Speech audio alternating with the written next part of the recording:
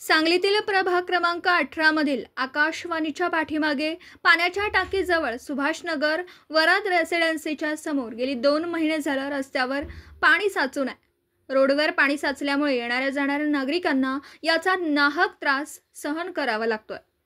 कित्येक दिवस रोडवरच पाणी साचल्यामुळे त्या पाण्याची दुर्गंधी सगळीकडे पसरली आहे। पाण्याचा घाण वास येतोय। या पाण्याच्या दुर्गंधीमुळे नागरिकांच्या आरोग्याला धोका निर्माण होऊ शकतो। हे पाणी साचल्यामुळे डासांचा प्रादुर्भाव वाढलाय। आजूबाजूला पण घाणीचं साम्राज्य पसरलंय।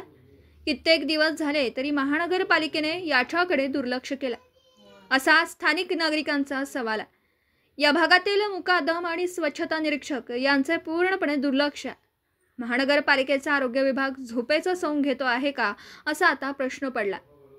येत्या 2 ते 3 दिवसात या भागातील पाणी साठलेलं स्वच्छता न केल्यास, साठलेले पाणी न काढल्यास स्थानिक नागरिकांना घेऊन पाण्याच्या बादल्या भरून महापालिकेत ओतण्याचा इशारा लोकहित मंच अध्यक्ष मनोज भिसे यांनी दिला।